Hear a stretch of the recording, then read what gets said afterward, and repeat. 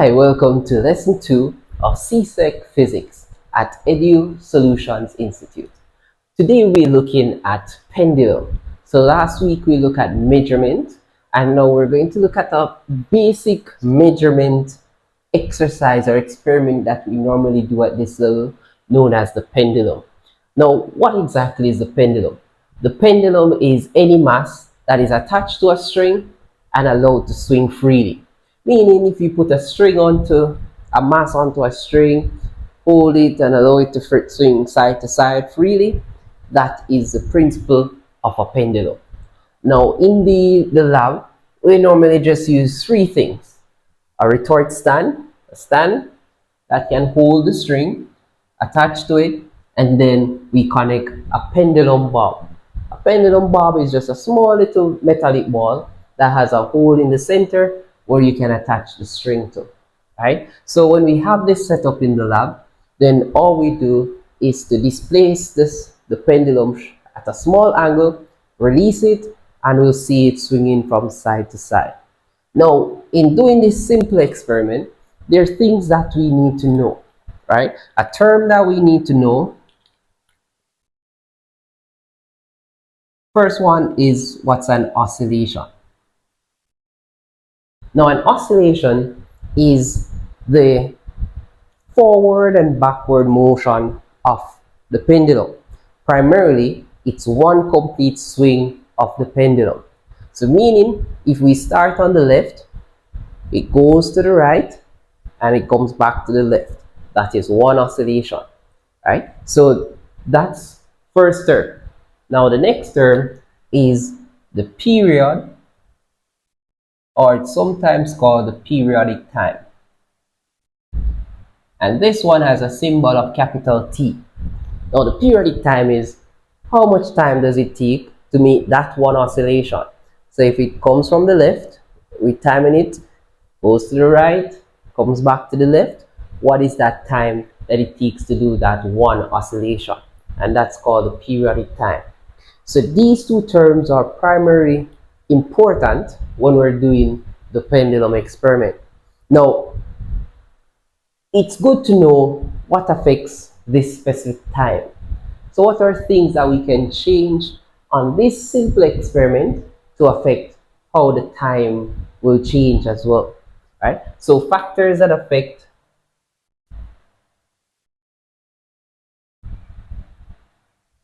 T, which is the periodic time, would be the angle of displacement. Meaning, how far do you hold the mass from the rest position? So you displace it at a small angle compared to a big angle. For a small angle, it will swing a shorter distance, so the time is smaller. For a bigger angle, it will have to swing a longer distance, hence it's going to be a bigger time. So the angle affects the time. Also, the length of the string. And this one we normally use to check for in the lab. So if the string is short, then at any angle it takes a shorter distance to go. If the string is long, then if you displace it, it's going to take it has a longer distance to go, so the time will be longer. All right, so those are the two main factors that will affect the time for any oscillation. Now, when we're doing this experiment, we normally have a table that resembles this format, where we adjust the length and we find the time for 10 oscillations, or it could be 15 or 20, depending on the instructions given. But why is it 10 and not just 1? Because whenever we're swinging the pendulum is being swung, it's going to move at a very fast speed, which means it's going to be hard for you to time one oscillation. So as you let it go and you try to start, the time would be inaccurate. So what we do is we can easily count 10 oscillations. We start it and then stop after 10. Or we start it, count 15 and then stop. That is easy to go at more numbers than just one oscillation. So that's the reason why we use more than one oscillations in our experiment to get accurate time values. And notice we did it 3 times, right? So for each length, we always do experiments more than once. And again, it is always to improve on our accuracy and precision. We want to ensure that the same time we do it, we're getting values that are close to each other.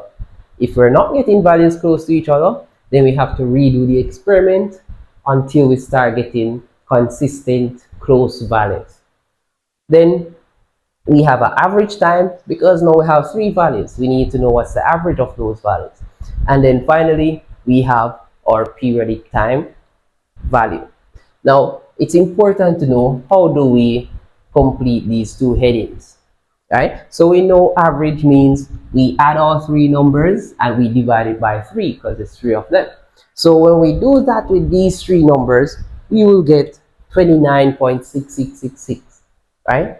But these numbers are 1 decimal place, so we will go with that 1 decimal place, 29.7. And then we look at the periodic time. The periodic time is the time taken for 1 oscillation. And if we did it for 10 oscillations, then to get 1 oscillation time, then we divide this number by the amount of oscillation that we count, which was in this case 10. So if we do that, we will get 2.97, and again we'll go with the decimal place, which is 1, so therefore that becomes 3.0 rounded to 1 decimal place right there, right? So that is how we will fill out a pendulum experiment table, right? And notice that if we continue to change the length, let's say we did 0.80, right, which is 80 centimeters, we expect to get values that are smaller than these values. Why? Because the shorter the length, the faster the time will be to complete oscillations, right? So these are the simple things that's required for your pendulum.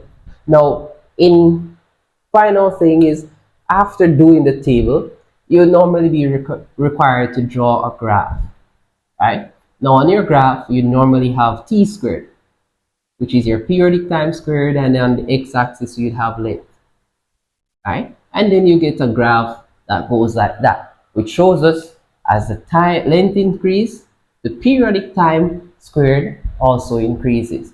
And what this is these values, we square them, right? So you can add a column right there at the end, so periodic time squared, and then you square the 3. So 3 times 3 gives you 9, right? So for this length, the periodic time squared would be 9, and that's what we will plot on our graph paper, right? So this is the end of the pendulum. A very simple experiment, but it's a very accurate experiment to help us to see the relationship between different quantities and how they affect each other. Thank you for watching, and see you next week.